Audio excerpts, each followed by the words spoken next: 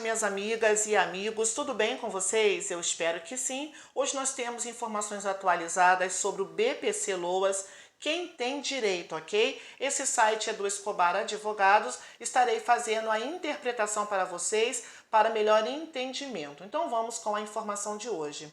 Está dizendo que por vários motivos, talvez você não conseguiu pagar o INSS todo mês, certo?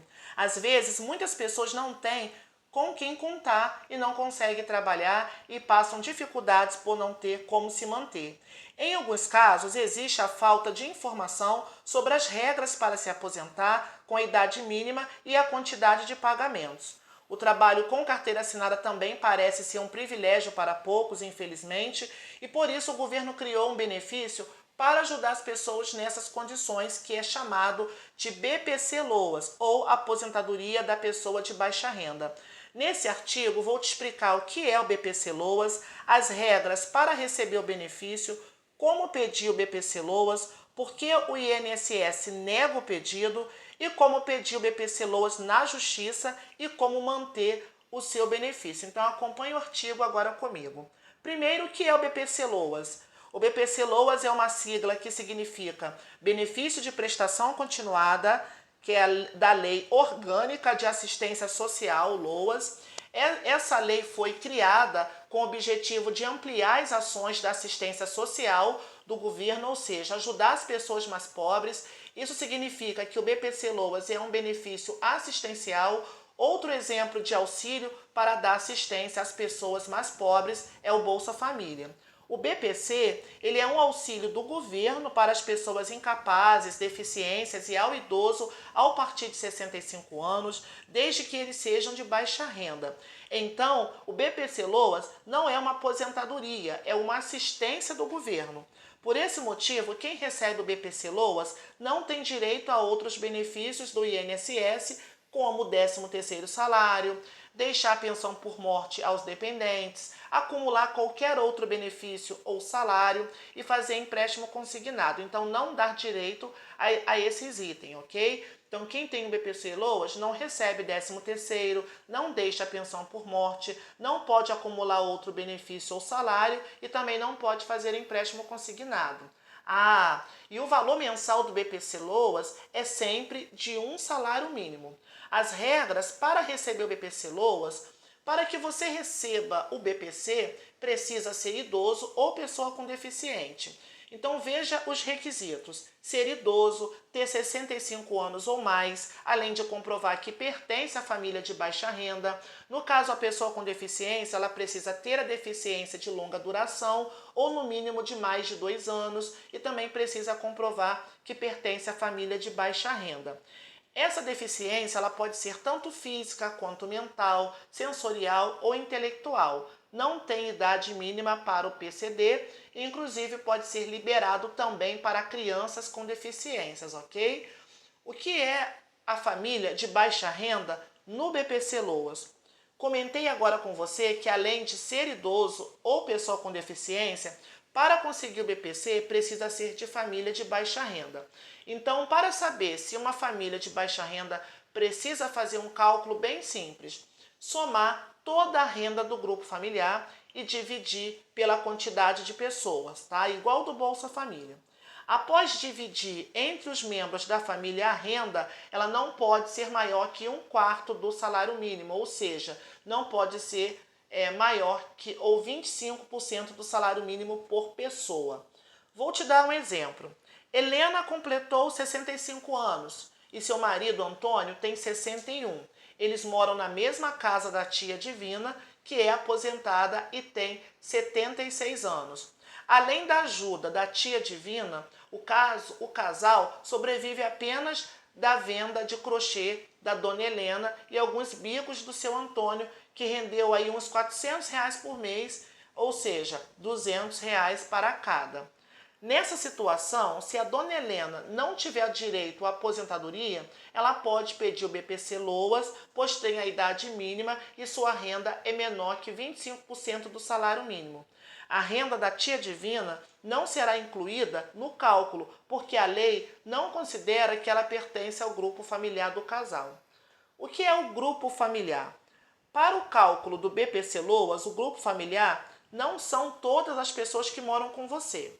A lei diz que a família é composta pelo requerente, no caso por você, o seu cônjuge ou companheiro, ou seus pais, ou madrasta, padrasto, ou seus irmãos solteiros, além dos seus filhos, enteados solteiros e os menores tutelados, desde que vivam sobre o mesmo teto. Então, não é qualquer pessoa que será incluída no cálculo, mesmo se morar na mesma casa. Tios e avós, por exemplo, não entram na conta. Então, qual é a renda que a justiça tem considerado? Na justiça, em algumas situações, tem sido decidido que a renda máxima é com base em 1/2 ou 50% do salário mínimo, ao invés de 1/4, que é 25%. Para acontecer isso, são avaliados fatores como as condições de moradia, os gastos da família, despesas com médicos e remédios. Agora a pergunta que não quer deixar calar: como pedir o BPC-LOAS no INSS? De início, você deve fazer o seu cadastro único no CadÚnico, que é feito no Centro de Referência de Assistência Social do CRAS, que atende a região em que você mora, ou também na Secretaria de Assistência Social do seu município ou na prefeitura. Algumas prefeituras pedem que você agende o seu atendimento, então confira como que funciona essa questão na sua cidade e planeje com antecedência. Se você já tem o CadÚnico, é preciso atualizar o cadastro no máximo 2 anos após você fazer o seu primeiro cadastro. Para isso, você deve ligar na prefeitura do seu município e se informar sobre os procedimentos. Depois você deve ligar no 135 ou acessar o site Meu INSS para agendar o atendimento na agência do INSS mais próxima para você.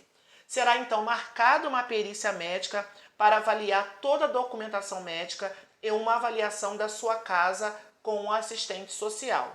Contudo, nesse momento da pandemia, os pedidos do BPC-LOAS foram feitos pelo sistema do Meu INSS. Nesses pedidos, tem sido pago um adiantamento de R$ 600 por mês até o INSS voltar. Então, no caso aqui, é uma informação que já aconteceu e já passou, que quando o INSS estava fechado e teve a antecipação de R$ 600 até voltar com as perícias presenciais. Agora as perícias já voltaram, ok? Quanto à documentação essenciais para pedir o BPC, de início os documentos básicos na fase de cadastro é o documento de identificação com foto, o número do CPF ou número de NIS ou comprovante de inscrição no CadÚnico. Também documentos que comprovem a deficiência, se for o caso, com atestados médicos, laudos, exames, entre outros. Também precisa preencher alguns formulários para pedir o benefício. Então, para todos os pedidos, você deve preencher o requerimento do benefício de prestação continuada, da assistência social do BPC e a composição do grupo familiar. Se você já recebe um benefício do INSS, mas quer cancelar para receber o BPC-LOAS, aí você deve preencher o formulário único de alteração da situação do benefício. Se o pedido for feito por um representante ou um procurador, além dos documentos acima, deve apresentar o documento de identificação com foto do procurador, a procuração ou termo de representante legal. Então você vai apresentar todos os documentos completos, sem amassar, rasgados, riscados e rasuras. Mesmo com todos os documentos, é comum o INSS negar os pedidos do BPC-LOAS. E por que então que o INSS nega o pedido do BPC-LOAS?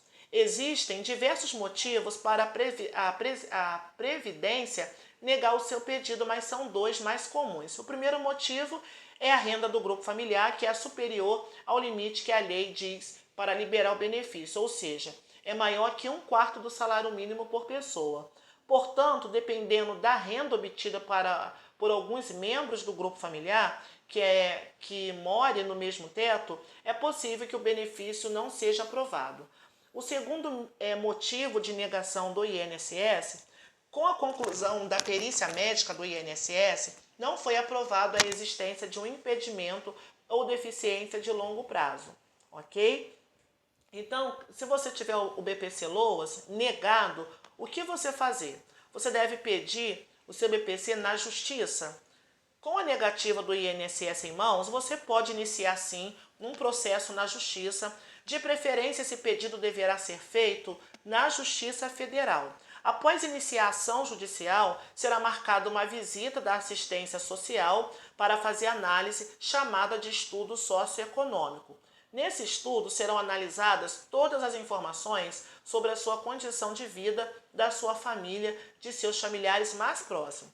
Em geral, para os idosos, após o estudo socioeconômico, o juiz já consegue dar a sentença aprovando ou não o benefício para você.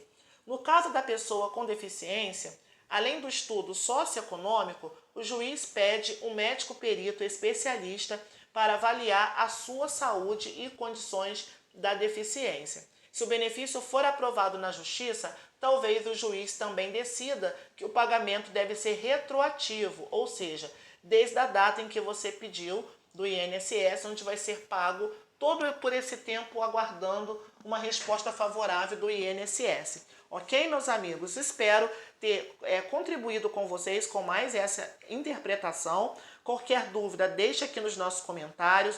Compartilhe esse vídeo com seus amigos e familiares. Deixe o seu joinha para que o YouTube entenda que esse vídeo ele é relevante e possa continuar compartilhando com novas pessoas. Também conto com a colaboração de todos vocês.